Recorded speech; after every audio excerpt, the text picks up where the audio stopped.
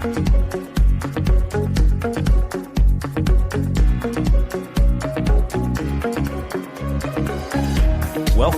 to the Perspectives with Catherine Toon podcast. All right. Well, everybody, if you missed the first in this the episodes with my new friends that feel like longtime friends, Cory, Channock Banet, pastors. You don't have to call us pastors. You need to go back, but I want to let everybody know that this is touche. The heart of kind of what God has called you to do. And you have a gorgeous pastoral heart, even though you're incredibly approachable, which is gorgeous. And we have been talking about connection, that life is better connected. And we were kind of talking about kind of the hardships that people have in connection and some of your journey regarding that and just regarding your lives as people and all of that. So we definitely wanted to sort of hop off of that. So connection has been a big thing in your church, in your family, in your lives. And then we talked about some of the challenges that people have had. So what has helped you both personally stay connected in your personal lives and with your family, within the body, because there's so many things that pull from that. And, the enemy is a divider. However you define the enemy as, he's a divider. And we see a lot of people bleeding out, because of lack of connection. What helps you stay connected?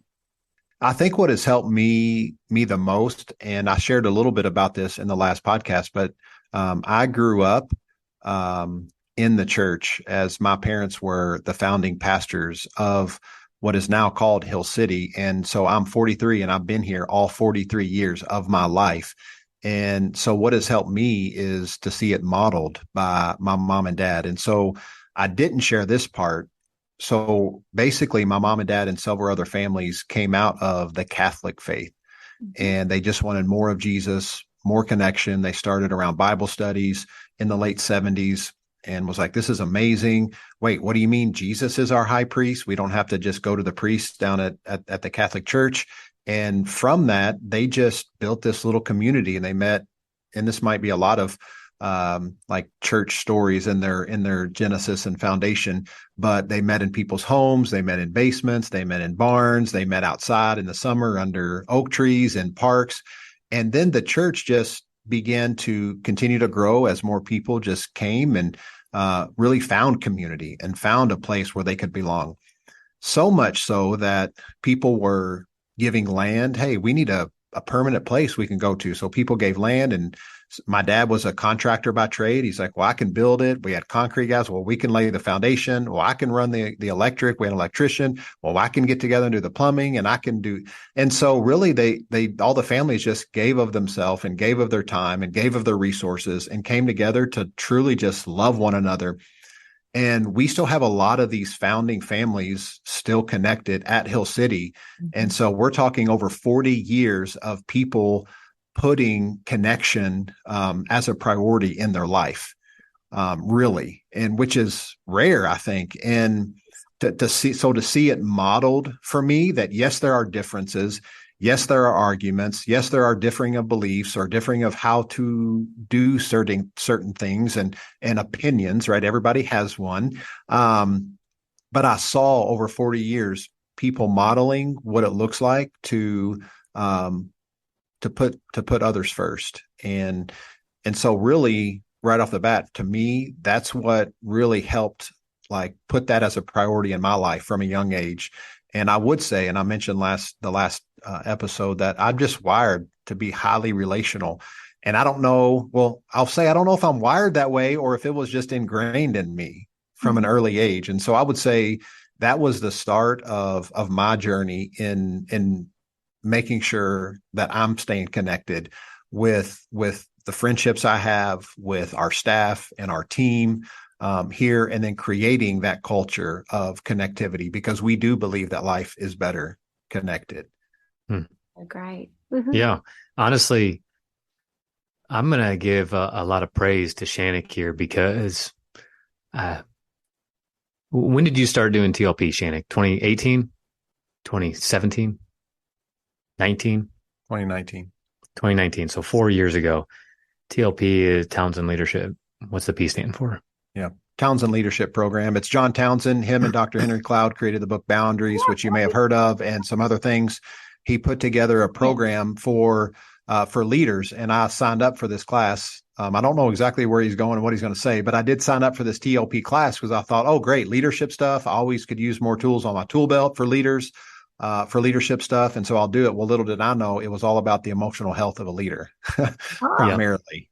Oh, so this way. Wow. Okay. Yeah. So he goes through that, and having conversations with him, I had a very harsh judgment towards pastors giving counseling advice, but not don't have the education in the counseling world.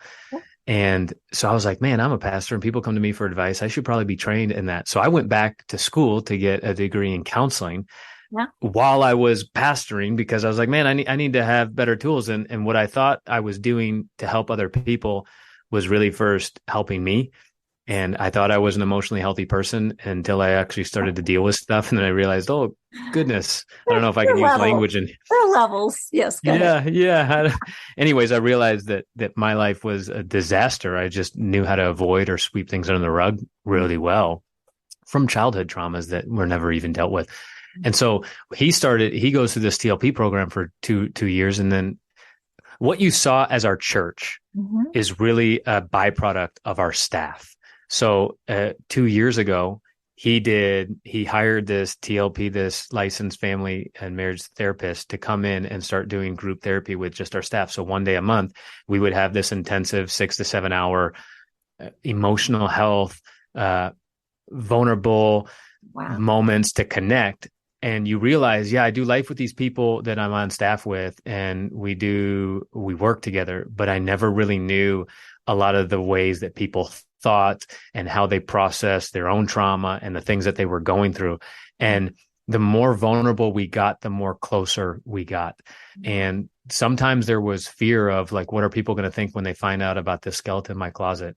And once those skeletons came out, it was like, wow, these people didn't judge me. They loved me and embraced me and helped me get to a place where I need to be. And because of those things, which are still happening to this day, I think our church as a whole is reaping the benefits of us actually dealing with our own emotional traumas and getting to a place of emotional health. That is what has been the driving force behind connection, is when you create these safe spots where people can be vulnerable and real and authentic, then that's when grace flourishes. So it's really been a byproduct of him going through it, and then all of our individual lives going through it. And now the culmination of what we do today is everybody reaps the benefit because we decide to do the hard work, which continues. And that's why people don't do the hard work, is because it never stops. And that's really true. I think we need to be clear that connection is hard work. Relationships are hard work, because I've got mess, you've got mess, and then there's this kind of mess. And, and working through it. And it does require vulnerability. So, which means, oh my goodness, I might get hurt or I might get judged. But there's something that amazing that happens when we're vulnerable.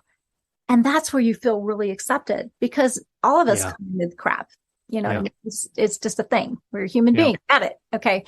So, and when we can be vulnerable with that and not put on church face and not put on whatever face we're putting on, but just be ourselves with all of our stuff, but still be loved, still be honored, and then also be supported in our journey to be whole from that. Because everybody has good parts of their story, and every part people have mess, and it's just a part of being a human being. And as leaders, for you guys to model that, because you are the ones that are kind of that would have the most pressure to try to look like I got it all together. And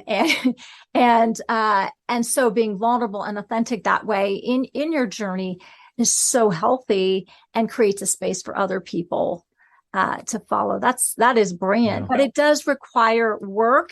It requires risk. It requires bravery. Yeah. So that's incredible that you were willing to do that.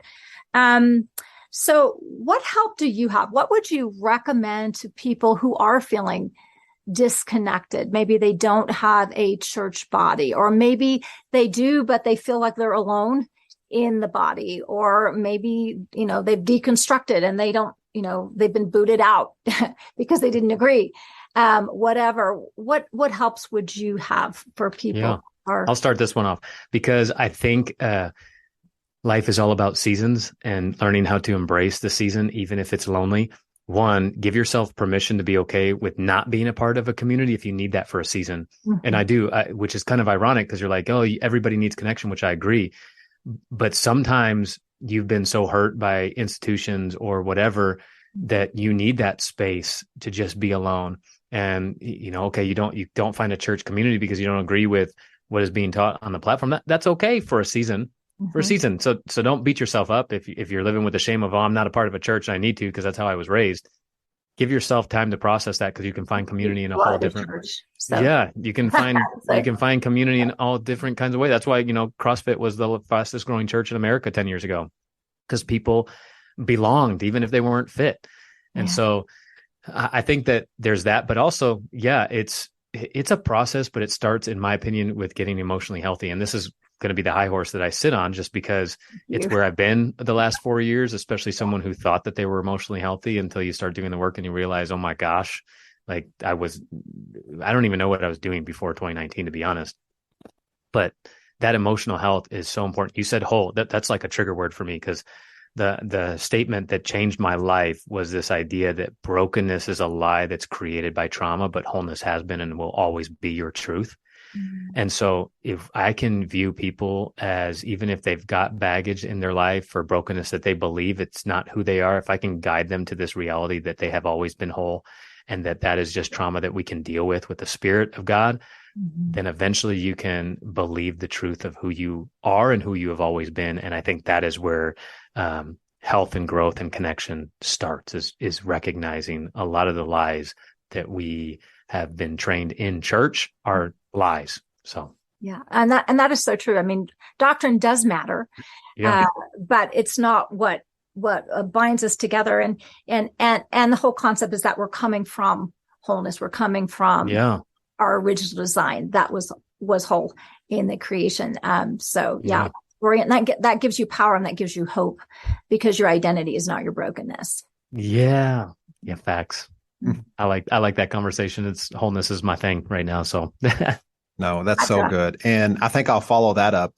So they know me around here as Pastor Practical because I just like to give just simple practical advice. And since you just asked, what can the listener do? And some first steps for them to make into this process of connecting and trust again and braving enough for that connection. I'm just going to say, find your 5. And this is something that has really guided me for a very long time. And I'm talking about those 5 safe people that you have in your life that you could go to at any moment, that you've been open and you've been vulnerable with, because a lot of times we have to find those people before we have that opportunity to be vulnerable. But once we are vulnerable, we recognize that draws people in. It doesn't push people away. But who are the 5 people in your life that you have? And they're very easy to find as you sit down across the table with someone or on the phone with someone, as you're sharing what you're going through in life, whether it be in parenting or in your marriage or with your job or whatever the case may be, you're struggling. You just open up and you begin to talk to them about it. And some people are instantly going to change the subject. Some people, oh, well, man, this is such a nice day, isn't it? And like start talking about the weather. There's going to be some people that, will start giving you advice right away, which is not what maybe you asked for at all in this moment. But then there are going to be those people that pull up even closer and they lean in. Well, tell me more about that. Well, what's causing that? What's triggering that? Or they begin to ask questions and they're curious about what you're going through. When people are curious about you, you understand that those are the people that you can really begin to let in and trust. And so for me, it's those 5 people. I have 5 people in my life that I know that are there for me through thick or thin.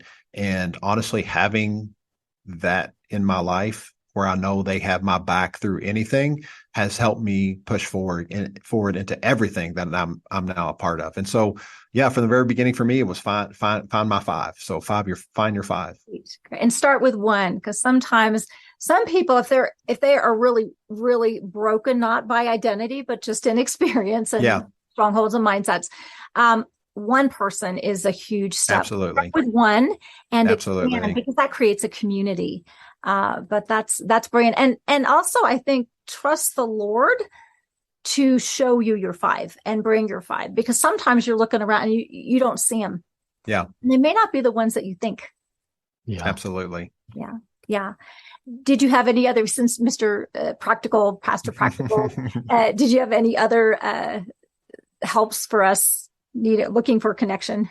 Well, I think, not to put a shameless plug, but I'd say for your listeners, maybe you need to reach out to Catherine and her resources and what she has to offer for you in your journey to help you along the way. I believe that that's what you're there for. You exist to help people in their process of progress. I really do believe that. And I think there are other resources out there. I'll go ahead and plug our podcast, because we really talk about this a lot and on our Two Pastors and a Mic, not just the theology of things and doctrine, but as pastors, we talk about emotional health and connectivity and what we have learned through that. And what I specifically have learned through that program, the Townsend Leadership Program. And now I have not only language to use, but I have certain things that I've learned now through that I've shared on the podcast. And so you can kind of get all that information and resource, but yeah, just begin to reach out, whether it's a coach, a mentor, whatever it may be. And it could just, like you said, that could be your one. That's the start. Yeah. It's so important. We use sports illustrations a lot, and I'm big into, like, I don't like to watch boxing, but I love boxing history. Cause my first ever real sports memory that I remember was when Tyson bit Holyfield's ear off in 97 or 98. Remember? So it's like, for me, I was always fascinated by it because I was never, really attracted to the sport to do it myself. But when you think about greats like Muhammad Ali, no one knows about the four guys that were in his corner, but we had the Muhammad Ali Museum here in Louisville. And so, like, you can find out about the fact that Muhammad Ali praises his success for his trainer, Angelo Dundee, which nobody knows that guy by name, or assistant trainer, Wally Muhammad. Nobody knows that guy, or his physician, Dr. Ferdy Paccio. No one knows that guy's name, and his assistant trainer, which many people call him as his hype man, Bundini Brown. No one knows these names off the top of their head, but these are guys that I've studied, because I'm like, holy smokes. Like, if this guy, who we all know, Muhammad Ali, one of the greatest boxers ever, gives praise to these four dudes, and that you wouldn't know Muhammad if it weren't for these four guys, then yeah, community and connection matter. So absolutely, find your four, find your five. We didn't talk about that beforehand, but that's pretty funny. That's so good. You guys got the same memo. I wonder how that happened. Yeah, weird. Awesome. Well, I know you guys probably have things to do. I know, Channock, you've got your brother's getting married this weekend. Very exciting. You both are heavily involved in that celebration. Any final insights that you want to share? So I'll give one more practical advice that I just thought of off the top of my head. All right. No, so it's not only find your five, but honestly, find a place to serve. Because what I have found, as you are serving along someone in the community, whether it's a nonprofit, whether it is a church organization, whatever that may look like for you, find those opportunities and plug in and begin to serve. Because I promise you, as you serve alongside someone, that's where true connection really begins to happen. And it happens quicker there than any place I've ever seen it, as people are serving to give back to the community. And so find places in your community right now that you can plug in and serve. And I promise you, there will be people there that you can connect with. And I think you can create some not only quick, but deep friendships and connection points in those places. And it might be somewhere that you could have at least expected it to be and to happen for you. But so find your five and find a place to plug in and serve, honestly. That's great. Yeah, and you have to believe you matter. And that's my life message, is so many people don't believe in themselves, or they don't have true confidence because they don't know who they are. You have to believe you matter. If you don't respect and honor yourself, you're never going to respect and honor other people. Therefore, you're never going to really connect with people. And so recognize that you matter, and your voice matters, and your opinions matter. and start falling in love with you and watch connections blossom. Wow. It really is all about love, right? We're supposed to love our neighbors as ourselves. And we're going to get that from receiving God, who's just wild about us. Yeah. And I mean, you matter, and you're worth connecting to, and others are worth connecting to. That's brilliant. Love it. Any final comments? Well, thanks for having us. For real. We really feel honored that you even consider having us on the show. So. Oh, it was fun. I hope you guys come back. I think there's a lot of, I kind of feel like we've just gotten started, to be quite frank with you. Probably. Yes. I think that would be brilliant. So remind people where they can find you. We've got the Two Pastors and a Mic. So that's on Apple and Spotify. Any platform that you can listen to podcasts. We're on all platforms. So and like our socials. Come find us on socials.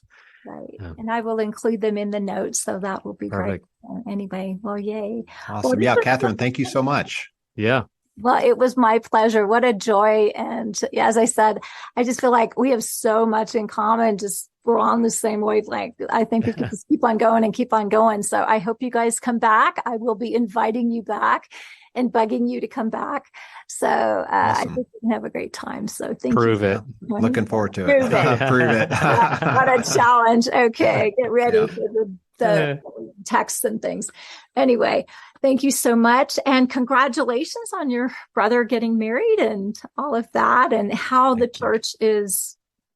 It's just gorgeous. It's gorgeous community. So if you're in the area, so tell us it's in Floyd's Knobs and Floyd, you Floyd's. Say. Yep. Floyd. Yeah. We get that a lot. Yeah. Floyd's possessive, Knobs is in plural. Floyd's Knobs. Possessive. I did it right. Yeah. Mm-hmm. Floyd's Knobs, Indiana. Yeah. We're a little suburb of Louisville, Kentucky, right across the river from us. It is a country setting, but honestly, we can be in downtown Louisville in less than 20 minutes, right in the heart of downtown. So we're out there a little bit, but we're not too far out there where we can't connect to a little bit of city life. So. Absolutely. Yeah. So we'll go check that out as well. Anyway, well, thank you so much. And we will be reconnecting. So awesome. Thank you. Right, thank you. All right. You're so welcome. Everybody share this, and everybody have a fabulous day. Love you guys. And thank you guys for being on. Thanks for joining us on this episode of Perspectives with Catherine Toon. For additional information and resources, please visit catherinetoon.com.